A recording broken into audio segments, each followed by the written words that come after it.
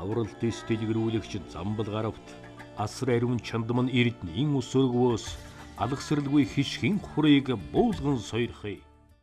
Эртнээс Монгол түмэн бид нар маань номоо дэлсэн номд гурван орны үр сад болох номын үлгий болсон дээдийн номыг шүтэн дээдэлж ирсэн юм номт ард түмэн билээ.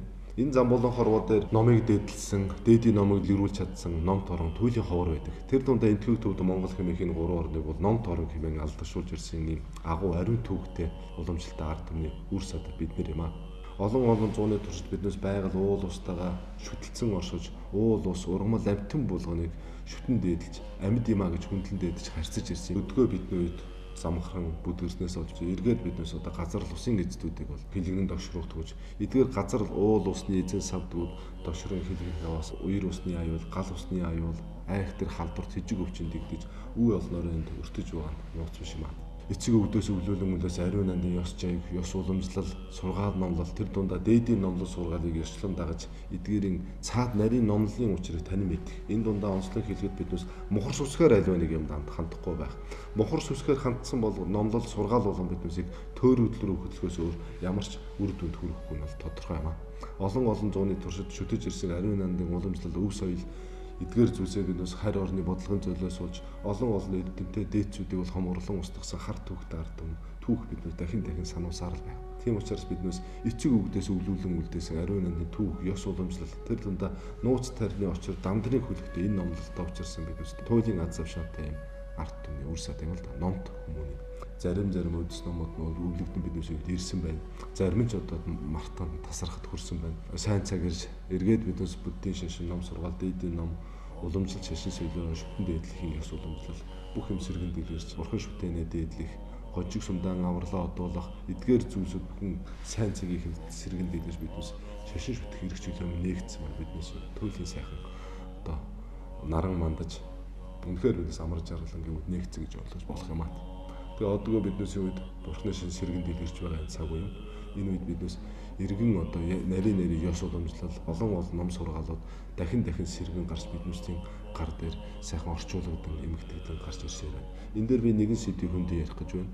Тэгэхээр бид нар би өөрийн урд урдны олон лекцүүдээр олон сэдвүүдийг хөндөж олон мартагдсан ёс уламжлалуудыг мөнөөр нь ариунаар нь мухар сүсгийн төвшөнд дэвш аль болохоор тань мэдсэн сэтгхүүд тулгуурлан гаргаж ирж орчуулсан сүсгийн олноо хүргэж байсан. Ханийн тэнгэр яагаад оройтох вэ? Үрийн буян яагаад тасрах вэ? Үр хүүхдэд эрхэм дээдийн бурхнаас илгээсэн хүүхдүүдэд биднээс ямар нэрийг хайрлаж түүнийгээ биднээс дээдлэн хүндэтгэх ёстой юм бэ? Бурхны сургаал хүмүүний аж төрөх ёсонд хэрхэн нийцэн зохицох шүтэлцэн орших ёстой юм бэ?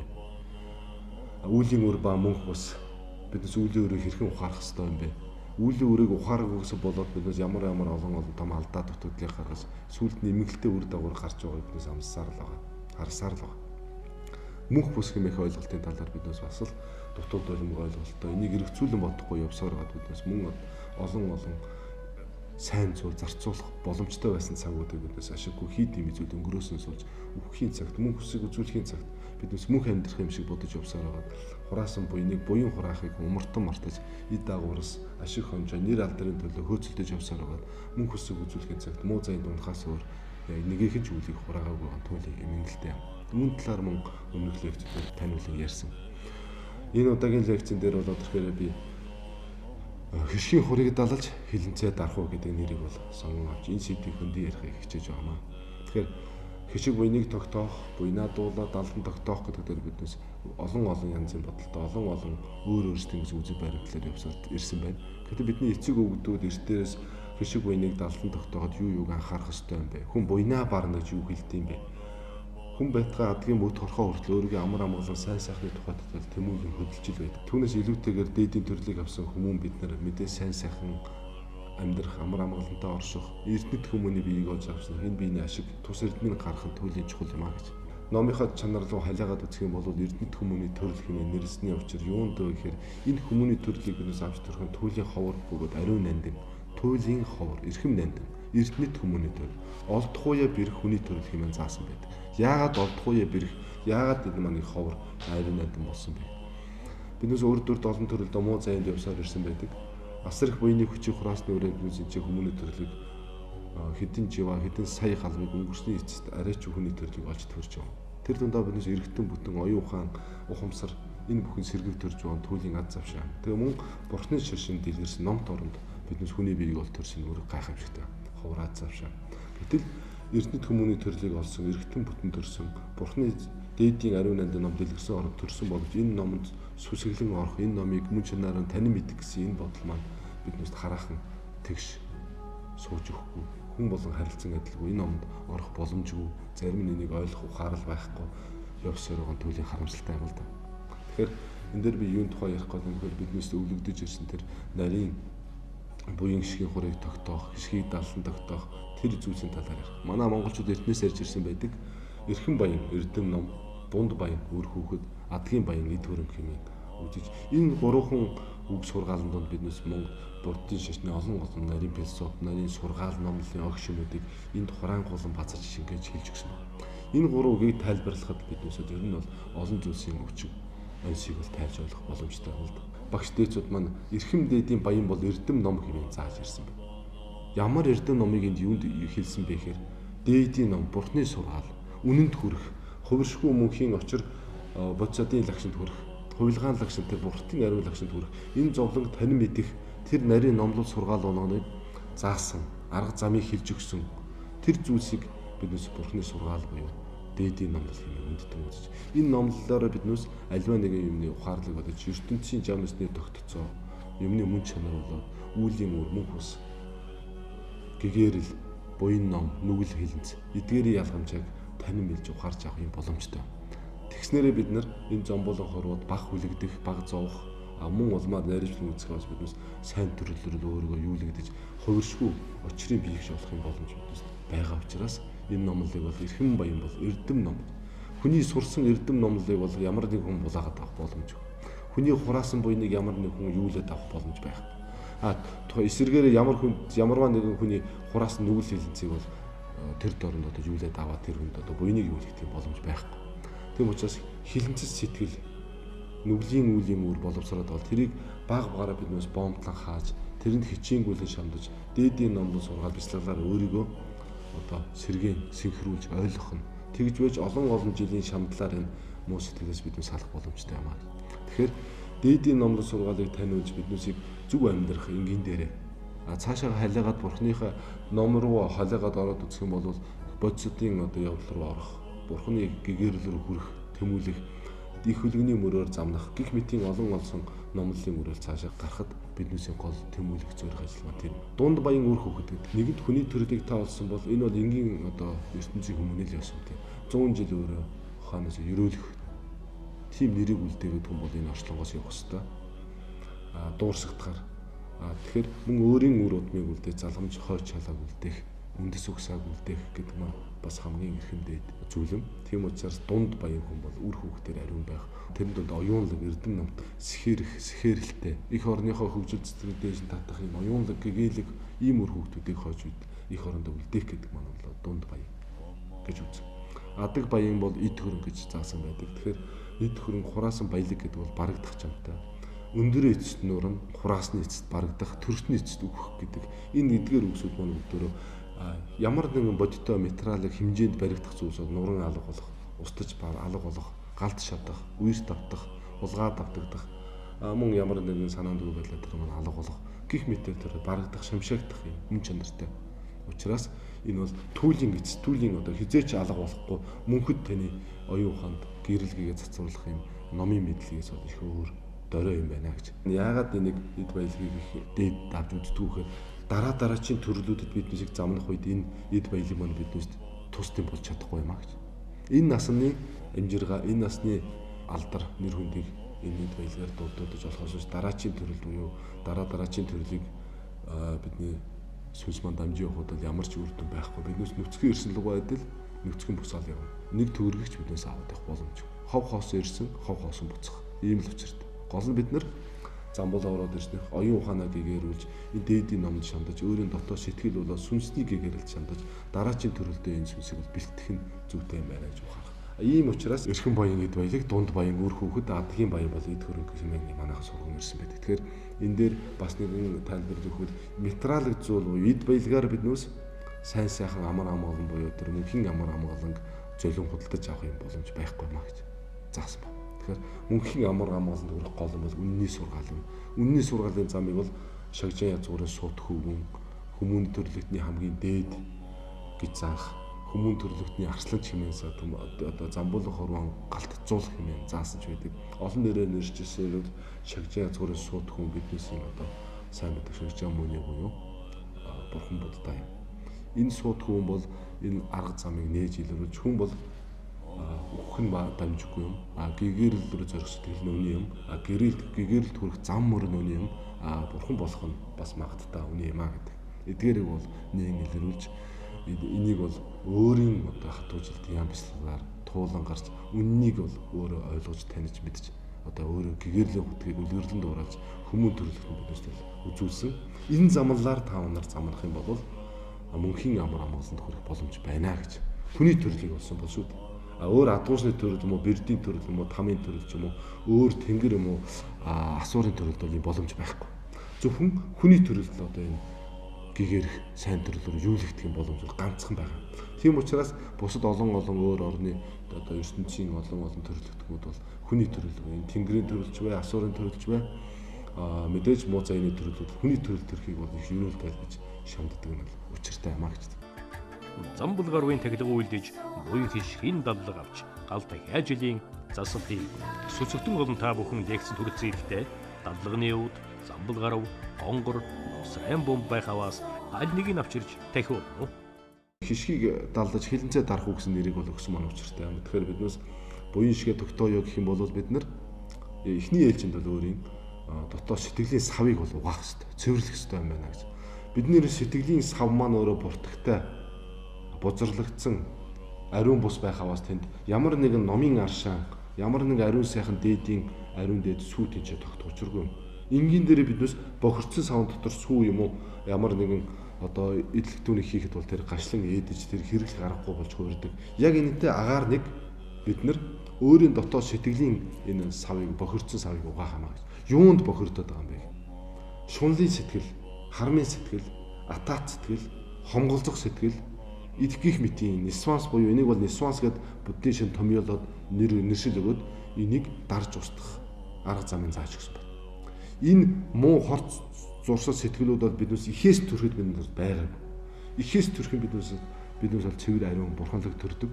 Ихээс төрсний эцэс тоо хоошд биднээс энэ айхтар сэтгэлээр өөрөө буртаглагдаж биднээс сэтгэл өөрөө бохирдож бидний оюуны сэтгэлийн сав маань өөрөө их буртагтай ариун бус болсон. Энийгээ цэвэрлжиж дараа нь биднээс буян шигээ тогтоох, сайн сайханд хүрэх тэр номын аршааныг биднээс өөртөө юулж авах боломжтой. Тэгэхээр шавийг сав толгох, шавийг эрдэм сурахад савны 3 гмийг төвцсөн байх ёстой юм гэж номд энгийн дээр заасан байна. Тэр бол энийг ном эрдэм сурах чагаас биш сайжир дэвшгийн тухайд зорж байгаа хүн болгон энийг бол танин мэдсэн байх шаардлагатай. Энийг бол байнга толгойдоо бодож явах ёстой юм байна гэж.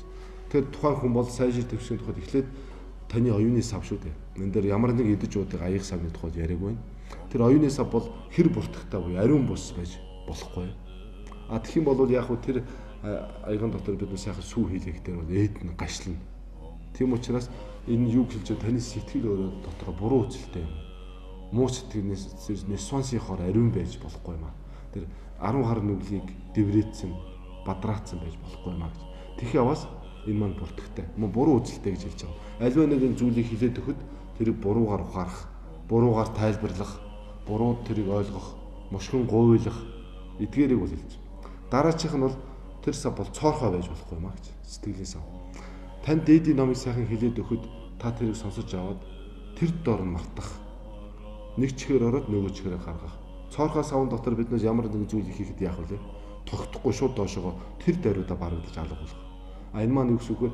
Дээдийн үнний сургаалыг, сайн зүйлийг, гэгэрэлээр татсан тэр үннийг таниулсан гэгээн сургаалыг биднээс мартаж өрөөсөө болохгүй маа. Тэрийг биднээс дороо мартаж, харин энэс эсрэг ямар нэгэн найзуудынхаа хов жив, аливаа нэгэн хэрүүл шууган, хэрэггүй дэмий зүйлсийг бол биднээс аягандаа тогтоом барьж байдаг. Хэрэгтэй сайхан номын зүйлсийг бол дандаа мартан хайж байдаг. Ийм байж болохгүй маа. Ийм байх юм бол танд сайжир дэвшиг саад байна гэж. Гурав дахь нь болоод ирэх юм бол хөмөрсөн аюулгүй байдал байж болохгүй байна гэж.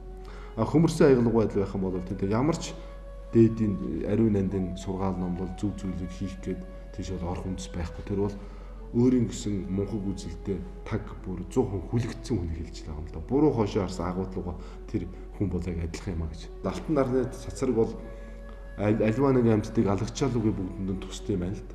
Одоо энэ бол баян хүн учраас би энэ дээр их тусъя. Энэ ядуу хүн учраас би энэ дээр тусахгүй ч гэдэг юм уу. За энэ болохоор бүр ийм юм жихгүй. Хүний өндөр нам баян чинэлэг зүс царай өнгөнөөс хамааралгүйгээр нарны цацраг бүгдэн дээр гэрлээд тусдаг. Ганцхан зүйл дээр тусдаггүй тэр зүйл бол тэр буруу хошоо хараад байрсан агуу юм. Буруу хошоо тэр агуу өөрөө харж байрсан учраас тэрэнд бол нарны гэрэл тусах ямар ч үндэс байхгүй, боломж байхгүй. Тусыг ядж орох боломжгүй. Мөнхөд харанхуу, мөнхөд хүүтнэрээ байх болно. Уйтгартай ганцаардмал. Ямар хүмүүнийг хэлж яах вэ гэхээр тэр манай өөрийн гэсэн одоо ухран мөчд ойлголтондоо итгээд тэрэндээ бүр бат нот итгэсэн. Өөр ямар ч сургаал номлыг бол хүлээж авахгүй. Бус нь бол бүгд худлаа юм аа, хуурмаг юм аа. Гисэн тэр санааг бол илтгэж гаргаж ирж байгаа. Үлгэр амиран буюу миний анхлан орчуулсан ном дээр заасан байдаг. Үлгэрээр бурхны шишний сургаалыг гаргасан байдаг. Нэг нь худаг байдаг. Тэр худаг дотор худгийн яст худгийн мэлхий оршинд амьдарч байна. Тэр худгаасаа тэр бол хизээч гарав. Анх төрсөн тэгээд тэнцэнэ байна. А гэтэл гадаа далаа гэж хязгааргүй том далаа дундаас далаан давлгаа болоод тэр дундаас гадаа далаад амьдарч байж нэг яст мэлхий шидэгдээд тэр яах нь худагт унсан. Худгийн мэлхий асуусан байна. Чи хаанаас ирсэн бэ гэж. Би гадаа далаагаас ирлээ гэж. Худгийн яст мэлхий ахи асуусан мэт. Тэр гадаа далаа чи хэрэг том бэ гэсэн. Далаа мэлхий хэлсэн байна. Хязгааршгүй том. Хэмжээшгүй их. Миний худагны 4-ний 1-тэй тэнцүү гэсэн. Тэр мэлхий бол бодоод энэ юу таны энэ одоо худгийн 4-ээс бол томоо гэсэн. Тэгвэл миний худагны 3-ны одоо 4-ний 2-той тэнцүү гэж. Энээс ч том гэж. Тэгэд хэлсэн. Дахин асуугаад худгийн яс мэлхий. Тэгвэл тэр гадаа далаа чинь миний энэ бүхэл бүтэн худагнаас том байж чадахгүй гэж. Тэгэхээр тэр яс мэлхий чи энэ худагаас гарч үзээгүй учраас гадаа далаа гэдгийг даанч чи ойлгохгүй байна. Гадаа далаа гэдэг бол чиний худагнаас хэдэн сая жив илүү том, хязгааршгүй, гүнзгий бөгөөд хязгааргүй том гэж хэлсэн. Тэгээ худгийн яс мэлхий эцэст нэг зүйлийг бодсон баг. Энэ гадаа далаагаас ирсэн гэгч яс мэлхий надад худлаа ярьж байна. Тэр гадаа далаа гэдэг яавч миний худагнаас том байж таарахгүй. Яагаад гэвэл энэ миний худаг л хамгийн том гэж бодсоор үлдсэн байна л да. Энэ үлгэрээр юу хэлж ийм нэхэр тэр худгийн яс мэлхий тэр худгаас хязгаарч гарч үзээгүй, гадаа далааг мэдчихгүй, гадаа төсөлмцрээ харьцаж үзээгүй. Тэр худагтай л амьдарч байгаа учраас тэр бол гадаа далаа гэсэн ойлголт байхгүй учраас тэр мэлхийн бурууч биш. Тэгээ зөвч биш юм л да. Тэгэхээр энэ маань юу гэлтэж яах нөхөр бид нэр альва нэг номиглыг маш сайн уншиж ухаарч ойлгох ёстой. Унших тусмаа хүний ухаан болт хэлэх ёстой, задрах ёстой, ертөнц рүү нэвтрэх ёстой. Тэгээ юу унших уу гэдэг нь чухал. Дэмий хэрэггүй мэдээлэлээр энэ 90 цаг үе маань дүүрсэн байгаа. Фейс одоо сошиал гэл энэ интернет гэл энэ хязгааршгүй их одоо ертөнцид бидээс мэдээллийн одоо энэ давлгаанд одоо живж байгаа. Одоо энэ цаг үед бид үнэн мэдээллийг олж авах гэдэг бол ховор болсон. Аль нь үнэн мэдээлэл вэ? Аль нь үнний сургаал вэ? Аль нь үнэн ярьж байгааг олоход маш хэцүү болсон. Тийм учраас хүний оюун ухаан гэдэг бол хэмжээтэй хязгаартай. Энэ оюун ухааны савыг бол хэрэггүй мэдээлэлээр дүүрэх бас энэ бол хэмжээ дүүрч ахиас сайн сайхан зүйл олох ямар ч боломжгүй болох аюултай. Тийм учраас та бүдд хичээлэн мөрөд сахид дээдийн номлол сургаалт шамдаж өөрийн оюун ухааныг хэрэггүй мэдээлэлээр дүүрж хогийн совлогоо байдлаас болгож болохгүй юмаа гэдэг бол хэлж байгаа. Эрдэнэт хүний нас, эрдэнэт хүний бие цогцос энэ бол бүгдээр хугацаатай хэмжээтэй юм. Тэгэхээр бид нар өөрсдөө өгөхгүй юм шиг, хөгшөрөхгүй юм шиг, мөнх орших юм шиг бодцоор ирсэн байдаг. Сайхан залуу насыг өтөл нас авахаар байнга ирж байдаг. Байнга тийм үү. Хүний эрүүл сайхан бие яг өвчин авахаар ирж л байдаг. Хүний амь насыг булаахаар үхэл байнга хүмүүсээр тэмүүлж л байдаг. Тэгэхээр амжиж энэ жоохон хугацаанд биднээс хүмүүний төрлийг олж авсан юм чинь өөрийн амин ашиглалтгүйгээр биднээс ухаарс танин мэдээж, үнний сургаалыг танин мэдээж, бусдын тусын тухайд өчүүхэн журтгой зүйлийг үйлдэхээ бас биднээс хүмүүний төрлийг ач тус гарна гэж ухаарах. Тэгээд энэ дээр би юун тухай ярьсан бэ гэхлээр сэтгэлийн энэ шунлын сэтгэл буюу одоо нисванс буюу хорт нь муу хилэнцэн сэтгэлээ биднээс дарж боомлох хэрэгтэй байна. Энэ муу сэтгэлээ дараа боомлчих юм бол биднээс буян шиг аяндаа тогтно. Буян шиг аяндаа тогтно. Тэр буян шихийн аршааныг юулэгдэж авах тэр сав нь өөрөө ариун байх хэрэгтэй. Тэгээ саваа биднээс томруулах хэрэгтэй. Одоо жижигхэн байна. Зарим нэг багтар том, зарим бүр жоохон. Тэр энэ саваа ихэ томруулаад цэвэрхэн байх юм бол тэр ч ахиухан аршааныг буян шиг юулээд авах юм боломж байна. Юм болгон хойно ерөндөг байна. Өвчин тусвал яах вэ? Ийм уун идэгнэ. Биднээс яг тэрэн лугаа адилхан хүний нас яхаар охор болдгийг. Амтны амийг чи таслаад ах юм бол чиний амь нас богинохон болно гэж. Буян шиг тогтохын гол ерөндөг нь юу юм бэ гэх юм бол та өглөг өгөх ёстой юм байна. Ерөөсөл энгийн дээр нэг хүн өглөг өг. Өглөг өгөх юм бол таны буян шиг аяндаа дэлгэрэх болно. Та нэг хүнд юм өгөх. Үнэн сэтгэлээс өглөг дотроо олон янз. Аюулгын өглөг, номын өглөг, эд үлгийн өглөг гэдэг ламрим дотор нарийн гардаг. Тэгэхээр би энэ лекцэн дээр өглөгийн бараа мэдих өөртөө хэрхэн суулгах хэрэгтэй юм бэ? Яаж хүнд юм өгдөг болох? Манайхан ярьдаг энэ хүн ёстой хүнд юм өгдөг. Сэтгэхүй зүүч хүнд хилаалгадаг хүн байна гэж. Тэр ламрим буюу бодмөрийн зэрэг миний орчуулсан номдэр заадаг. Их харамч хүнийг яаж сургадığım бэ гэхээр баруун гараасаа зүүн гар руу юм өгнө. Зүүн гараасаа баруун гар руу юм өгнө. Энэ хоёрыг ээлжилж хийсээр байгаад нэг мэтгэд бурханд юм өргөдөг болно. Хүнд юм өргөдөг болно. Эхний ээлжинд биднээс зүгээр хүнд өгөхээр бол хүнд юм өгөхгүй харамын сэтгэл үүсэж болж өгдөг. Тэгээ энийг дадуулахын тухайд эхлээд биднээс тэр одоо үнэхээр харамч хүн бол саяны ярьсан шиг зүүн гараасаа баруун гар руу юм өгөөд ийлээ сурна. Энийгээ дадлагжаа бурхандаа юм өргөнө. Тэгээ бурхандаа харамгүй юм өгч чадчихна гэдэг чинь дараачаар нь өшөө хүнд зовсон төрлөختүүд харамгүй юм өгч чаддаг болно гэсэн. Тэр юмыг өгснөөр та хоосрохгүй гэдгийг л ойлгох хэрэгтэй. Манайхны нийтийн том одоо сэтгэлийн том гэм бол хүнд юм өгчвөл би өөрөө хоосорчно гэж ойлгодог. Гэхдээ та ямар бодлоор өгсөн, ямар хүнд өгсөн, юу өгсөн, яах гэж өгсөн, бод өгснөөхөө эцэд ямар зориг хойно агуулж байсан. 2 сэтгэлтэй өгсөн үү, 3 сэтгэлтэй өгсөн үү? Хойно ямар сүудэртэй та юм өгсөн гэдгээс энэ өглөгийн бараа мэдүүлэх үү? Хилэнцэг арвижуулах уу гэдэг нь одоо хамаарна. Тэгэхээр энэ номын лекцэн дээр би өглөгийн бараа мэд юу хүнд яаж өгөх үү? Ямар үед өгөх үү? Ямар цагт өгөх үү? Ингэж өгснөөрөө аян зөндөө гэж буйнаар тэр маань өөртөө ирэх үү? Тэр юм хүнд юм өгчөөд эргээд би энэ хүнээс юу авах вэ? Энэ хүнд би юм өгчүүл дараа нь юм олж авч чадахгүй. Гэдэг энэ сэтгэл үүсэж байх юм бол энэ өглөгийн бараа мэд болохгүй харин хилэнц болно гэж би хэлээд. Ямар нэгэн хоёр тал сэтгэлгүйгээр та хүнд имийг шууд өгөх хэрэгтэй. Аюулгын өглөг, номын өглөг, эд үлгийн өглөг гэдэг. Олон янзаар хүнд юм өгч болно. Гэхдээ би ч хүнд өгөх юм одоо байхгүй шүү дээ. Би ч өөрөө ихээр хоногийн хоолыг арайч уу залгуулж байгаа. Тийм биш юм аа. Тийм биш. Та бол маш их баян хүн. Маш баян хүн. Та настаа зовсон хүнд бол төлөө модыг хаглаад өгж болно. Танд 2 гар байна. Та урмын өгөөр дутаж яваа, найз нөхдөд ганцларж яваа хүнд бол та сайхан яриаг нь сайхан гоё яриаг нь сонсоод урмын үгийг хэлж чадна. Та тэр хүнд урам хайрлаж чадна. Магтаалын үгийг та хэлж чадна. Энэ бол том өглөг. Дээдийн номын өглөгийг та хүнд өгж болно. Өөрөө тэр номыг уншиж ойлгоод одоо жишээ нь бага насны хүүхдүүд эцгийн ачиг хариулах номлыг өгж болно. Энэ маань том буян болно. Мөн та сэтгэлээрээ хүнийг бол сайн сайхан байгаасаа, эрүүл сарвал байгаасаа гэж сэтгэлдээ биднээс тухайн хүнийг дандаа ерөөн бодож өглөгийг өгж болно. Тэг өвчтөн хүн та эм тангийн түүлээд өгч чадна шүү дээ. Энэ чадна. Та хүнд бол урмын сайхан загтал бичиж болно. Сайн сайхан юм хийж байгаа та сайхан ерөөл өргөөд сайхан загтал бичиж өөрийн сэтгэлийг урмын тэтгэж болно. Та хүнд юм өгье гэвэл танд бол хязгааргүй олон өгөх тийм боломжууд байгаа. Гол нь танд өгөх арга намаа мэдэхгүй байна. Тэр сэтгэл баг байна. Өгье тэр сэтгэл үүсч өгөхгүй байна л. Зарим нь бол энэ нарийн номлын аргын савхаарч ойлгохгүй байна. Зам булгарвын тахилга үйлдэж буян хишгийн дадлага авч гал дахиад жилийн засан хийв. Сүцэгтэн болон та бүхэн лекцэн хүрэлцэн ихтэй дадлагын өвд, зам булгарав, гонгор, ноосрын бомб байхаваас аль нэгийг авчирч тахив уу? Лекцэн дээр хүрэлцэн ирснээр та бүхэн ерөнхийдөө өглөгийн бараа мэд гэдэг юу юм бэ гэдгийг маш сайн ойлгож байгаа. Номлолын талаар яаж хүнд юм өгж сурах вэ гэдэг аргын зааж.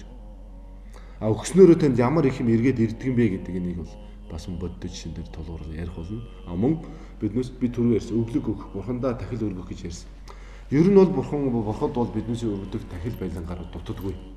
Ерөөсөө дутахгүй. Бурхадууд бодисодванаар бүгд хувиршгүй очрын бие бодисодва бурхад болсон учраас тэд нар бол үлсэхгүй, ундаасахгүй, даарахгүй, хөрөхгүй. Амжиргааны тухай тэд махран зүтгэж мөнгө олох гэж явахгүй. Хувиршгүй биеийг олцсон тэр солонгон биетэй гэрлийн чанартай учраас тэднээс юу ч хэрэггүй. Тэд нар харин биднээс юм асар их зүйлийг өгдөг. Өөрсдийнхөө номлол сургаалыг өгж байна. Биднээсийг зөв замлаар дагуулгыг хүсэж байна. Бурхтууд бодисодванаар асар их нэмт сэтгэл төрөд биднээс хараад энэ замбуулах оруудад асар их сэтгэлээр ахин бодисодын дүрээр одоо Багуулаа Эренбүүчи багш маань байна. Олон Эренбүүчи багш нар маань байна. Энгийн хүний дүрээр ирээд биднээс номыг номлодог. Бурхт бодисодваны нүднөө бид нөө шоргоочны үүрэл байдал харагддаг юм байна л да. Одоо ингээ харахад биднээс ч гэсэн ингээ иглээрээ шоргоочны үүрийг харахад бол маш олон шоргоож бужигнаад тэн дотор биднээс нүгэл буйнаач ялахгүй. Буян шигээ яадах тогооч мэдгүй. Буйнаа яаж хураахаач мэдгүй. Бие биентэй буруу үйлийгээд муу үйлийг үйлдээ тэр үйлийнхээ өөрөөр өөрөө хорлогдоод тэгээд биднээс ингээ зовлонгийн далаад живцсэн мөнгнаа төөрөөд мунхраад байгааг хараад тэр бодисодванаар ч өөртөө асрах энерги сэтгэл төрөө зөв замналыг зааж өгье. Зөв номыг хэлж өгье гэдэг өөртөө сэтгэл үүсгээд энэ замбуулын хорвуудаар бодисодын төрөөр номыг айлддаг шүү дээ. Тийм учраас бурханд өргөл тахил байлан өргөнө гэдэг маань биднес өөрөө өөртөө л өргөж байгаа хэлбэр. Өөрөө өөртөө л өргөж байгаа.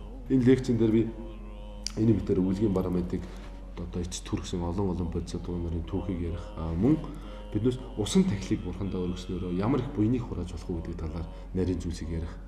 Усан тахил гэдэг маань өөрөө усан дотор бол усыг бид нэр чандман нэрдний хэмээн дээдлэн гэрсэн гэдэг.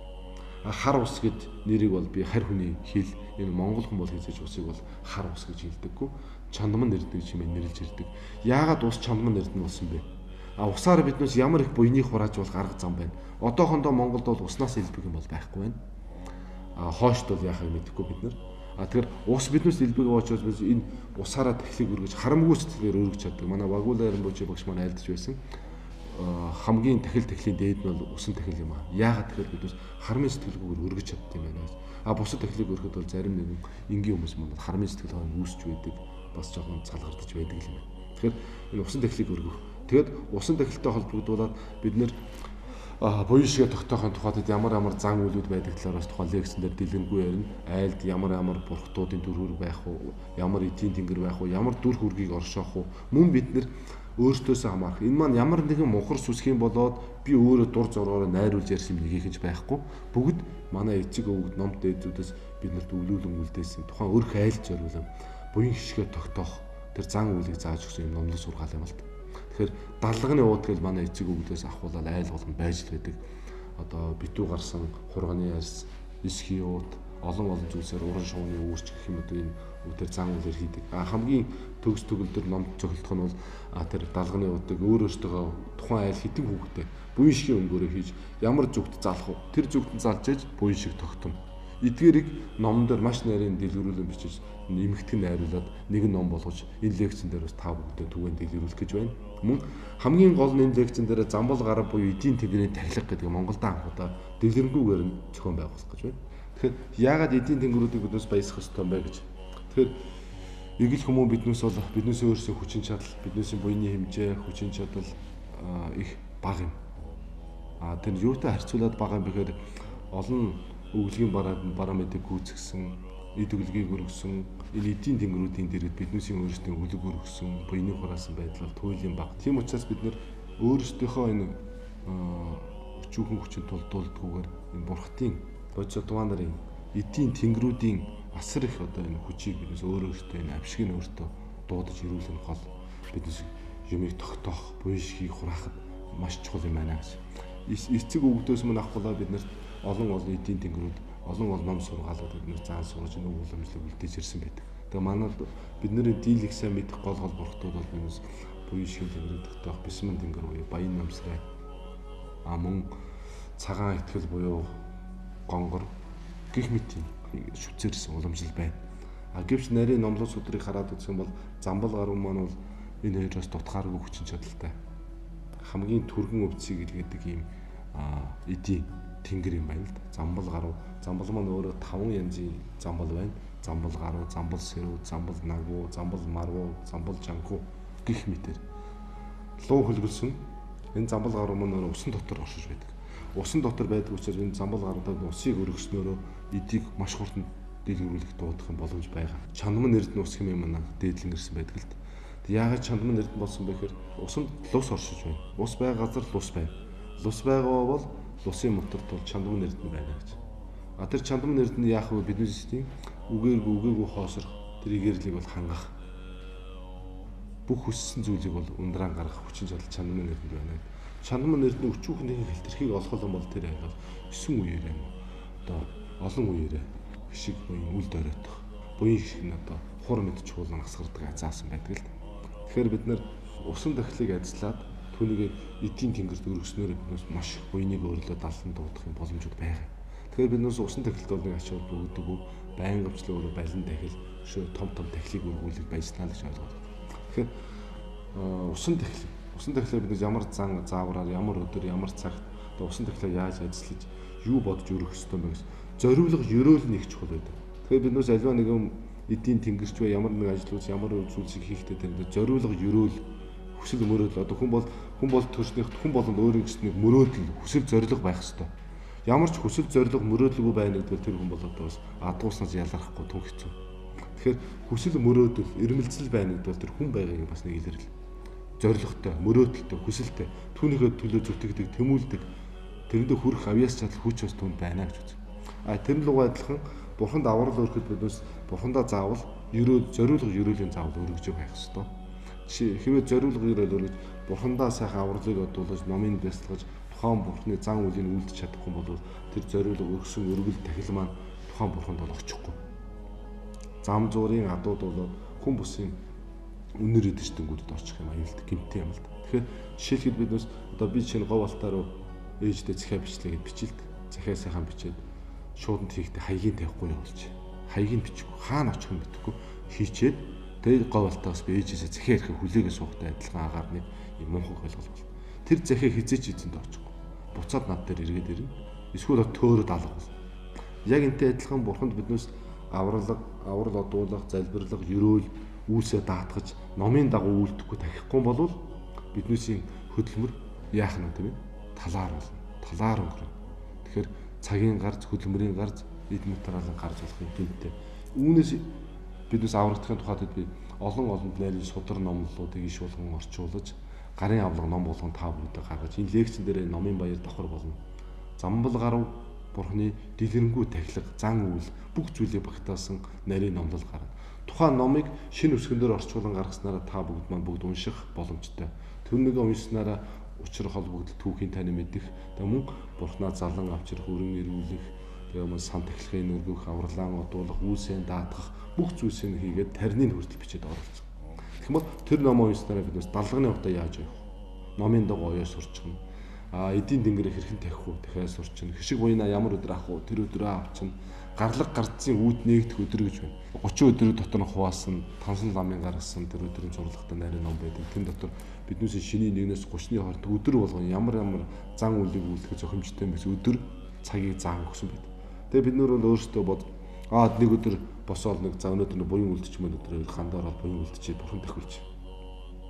Тэгээ нэг өдөр босоод нэг сайхан сэтгэлний өөрөө их өндөр байх юм бол за өнөөдөр сайхан бурхандаа балин тахил өргөж. Тэр нь яг ямар өдөр байсан бэ? Тайсаг буюу Ирлих хаан эргэж байгаа одоо Мангасын хаан эргэж байгаа тэр өдөр таарчих юм бол балин тахил өргөх юм бол тэр муу зүгийн Мангасын хааныг баясгаад тэр Ирлиг бол муу адыг баясгах аюултай. Тэр өдөр тахил балин өргөчих юм бол тэр муу ад болоод тэр тайсаг буюу Ирлиг толгойд муу хааныг баясгаад буюу хилэнцгийг хасрах хариуцуулаад нүглээ хариуцах чинь гэсэн. Тэгэхээр бид нар дур зоргоор хамаагүй зүйлийг хийж болохгүй байх нь шүү. Зарим өдөр бол одоо лусын буцалттай өдрүүд байж л байгаа. Модон хохимоо өдөр байж л байна. Тэдгээр өдрүүдэд аливаа нэг буйныг үлдэх юм бол үгээргүүрэн хоосох, ядуурах, муу өвчний адыг өөрлөгөө татан дуудах гих мэтийн найрын зүйлийг тэр номон дээр заасан байдаг. Тэгээ эртнээс биднээс цаг тооны бичиг, хуанлитаа бүгдөө нарийн харьцаж цаг, сайн өдөр, сайн шүтэн барилгатай өдөр бүх зүйлийн нарийн тооцоо харж тухайн ямар мөнгөтэй өдөр, ямар мах өдтэй өдрүүдийг харж иж бид нар ажил үйлсээ зохицуулан явуулдаг. Одоо энэ маань сайхан дэлгэрч байна. Энэ маань туйлын сайшаалтай юм. Монголчууд номт орны усад бид нар альва нэгэн хэдэ дур зоргоороо санаандгүй гинтийн хүссэн шунснараа хамаа замрууг хандаж ирсэн цаг үе хизээч өнөөдөр их шүүс байгаагүй маань. Эртнээс биднээс ном буйнда шамдахтаа цаг нар өдөр судар бүх зүйлийг нарийн чамд баримталж ирсэн. Түүгээрээ ч авшиг ажиллаж чамд авсаар ирсэн. Тэгэхээр альва нэгэн зүйлэд үнэн бодиттой орно. Мухар сүсгийн төвшөнд биш.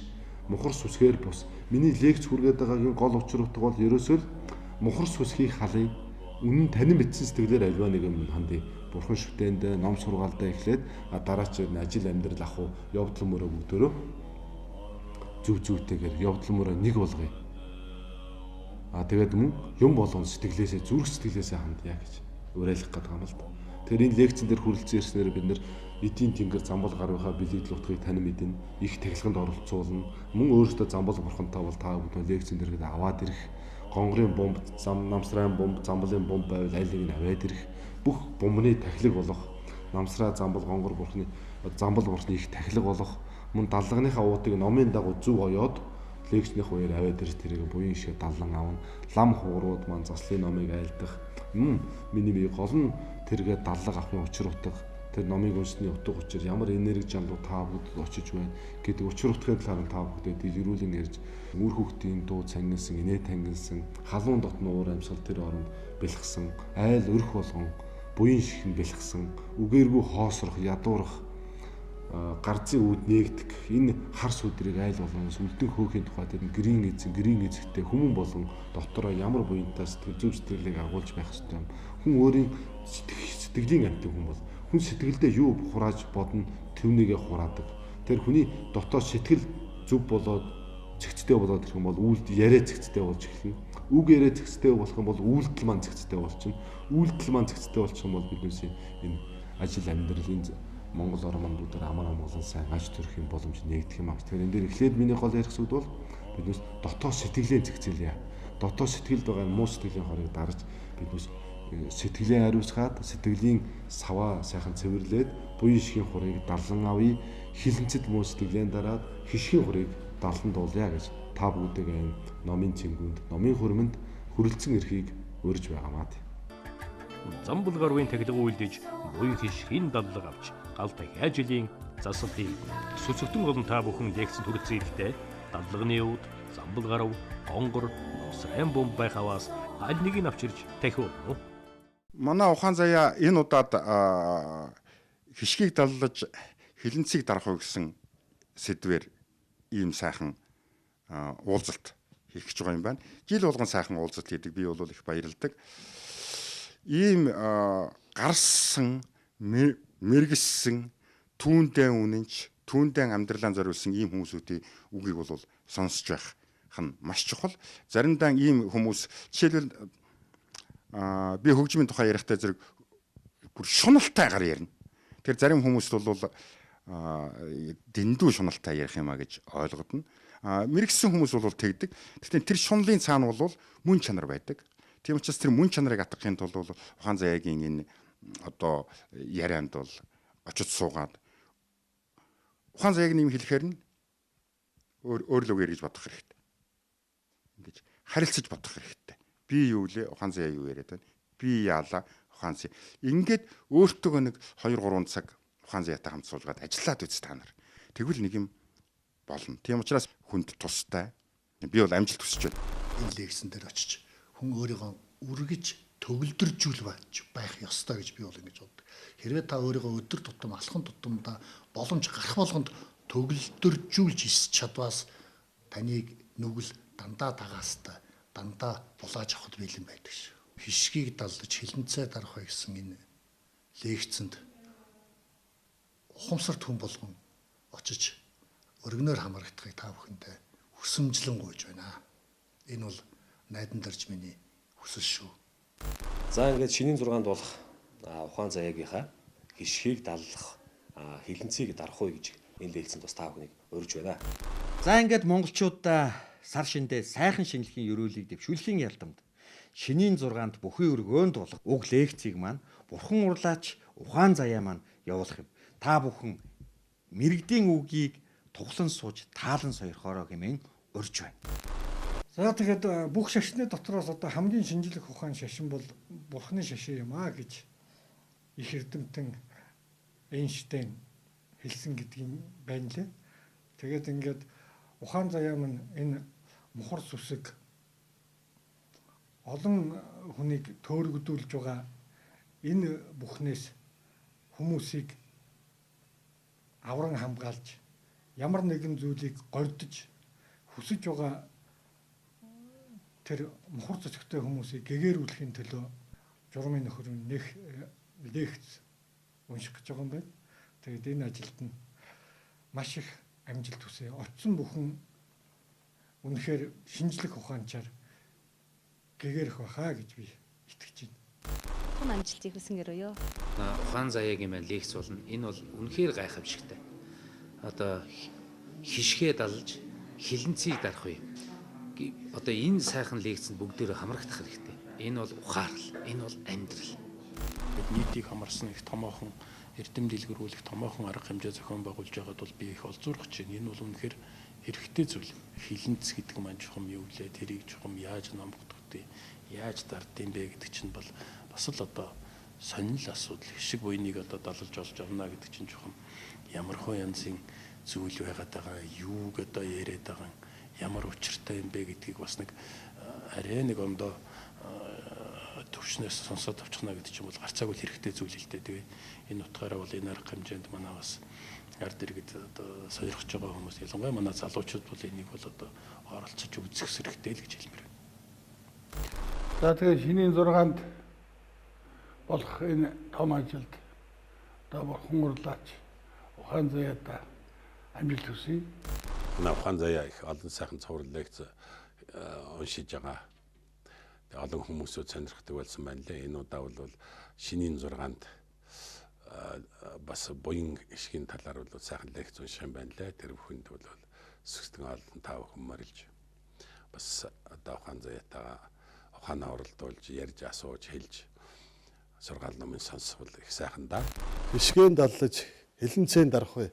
Номын лекцэнд нь ухаан заяатаа амжилт хүсээд түмэн олон та бүгдийг хөрөлцөн эрхийг урьж байна.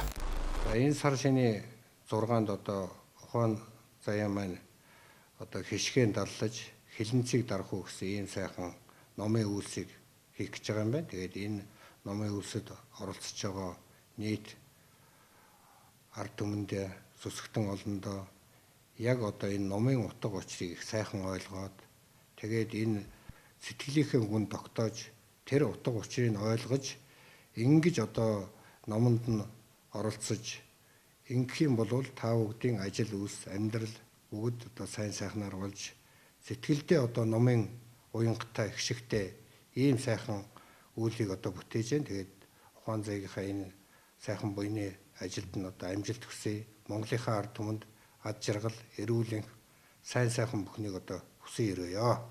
Авралт дэлгэрүүлэгч Замбалгаравт асар ариун чандман эрдэнийн өсөргөөс алгасралгүй хишгийн хүрээг буулган сойрхъя.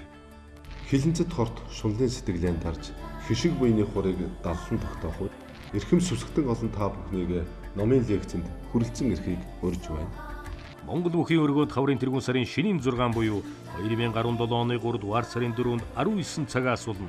Тасварыг 1916 17 үнэгүй хүргэнэ.